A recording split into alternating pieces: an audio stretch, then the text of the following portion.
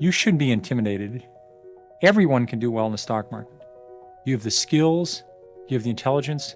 It doesn't require any education. All you have to have is patience, do a little research. You've got it. Don't worry about it. Don't panic.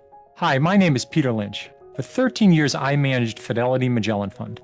Those were 13 amazing years. 9 times the market declined by 10% or more, and I was very consistent. All 9 times Magellan Fund fell 10% or more. I learned a lot of lessons.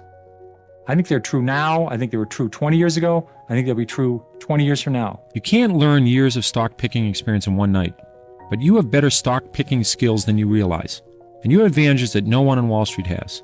You may be wondering why stocks are so important for a long-term investment program. The short answer, over time, stocks produce better returns than other investments. The past 60 years, stocks have returned about 10% a year. Bonds have averaged 6% a year.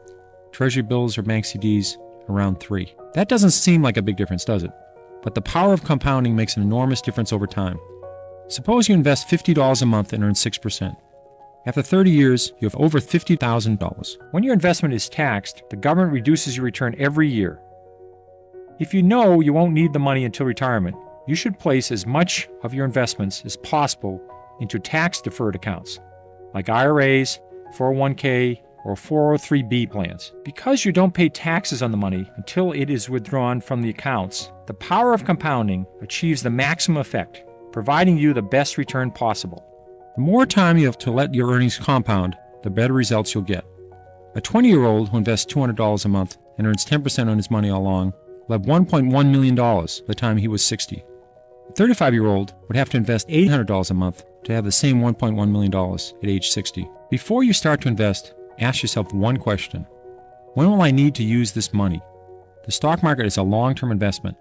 If you need to use the money anytime soon, you should not invest in stocks. This is money you're willing to put in the market and leave it there for 5, 10, 20, 30 years. That's the kind of money you can do well with. If you're worried about it, don't invest it. The stock market is volatile. Individual stocks are volatile. The average range for stock in a year is 50% between its high and its low. Stocks go up and down. The market goes up and down. If you're investing with a 1 or 2 year time horizon, you shouldn't be in individual stocks. You shouldn't be in equity mutual funds. If you've been lucky enough to save up lots of money to send your children to college and they're starting school in 2 years, what are you going to do if the market goes down? In the long term, 10, 15, 20 years or more, stocks have beaten bonds and banks' certificates of deposits. But in the short term, there's no telling what will happen. In 1987, the S&P 500 fell 33% from its August top to its October bottom. If you had the stomach to ride through that drop, you would have found that the S&P performance from 1987 through 1992 still outperformed Treasury bills and long-term government bonds, despite that decline. If you want to double your money quickly and safely, fold it in half and put it in your wallet. Any other way, you're simply gambling. A good stock can take 2, 3, even 5 years before it really pays off. It's not 2 or 3 weeks. It's not 2 or 3 months. My best stocks have been in my 5th, 6th, 7th year. Give your investments time to grow. Many people ask me, when is the right time to sell a stock? Selling stocks is a matter of comparing stories.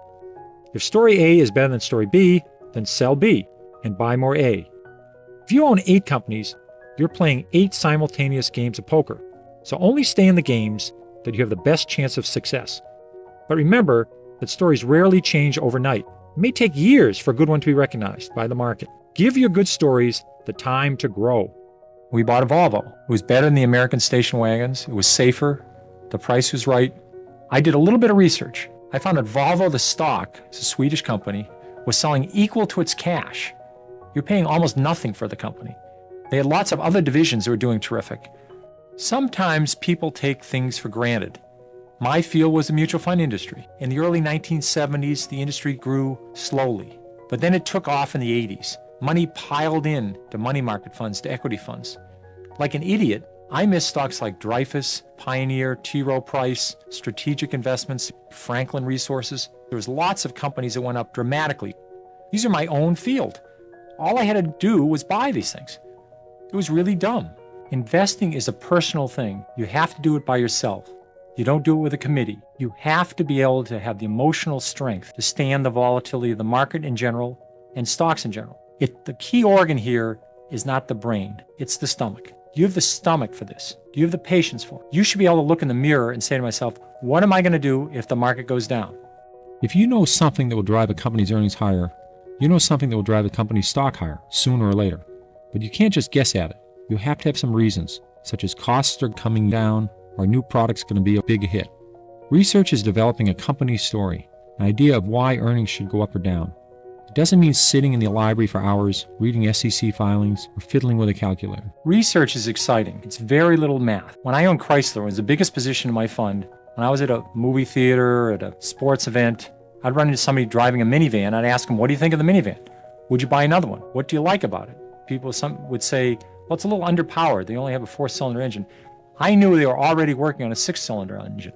So this is research. Research starts with the things you know, your edge. If you're a mechanic, look at the tools you use. Which are the best? Which are the best value? Or if you're a doctor, see what new technology saves the insurer money, or software systems that reduce costs at hospitals. You probably already know a few companies quite thoroughly. The amateur investor probably can follow between 5 and 8 companies. They could lecture in these 5 or 8 companies. They know them very well. There's 10 to 15,000 public companies in the United States. There's lots more overseas. So you don't have to be experts on lots of companies.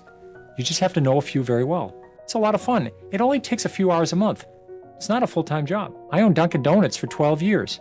I think I might have talked to them once every year. The story didn't change a lot. You don't have to worry about low-cost imports coming from Korea when you own a donut company. You don't have to worry about the economy. You don't have to worry about somebody inventing a new computer chip. The story doesn't change that much.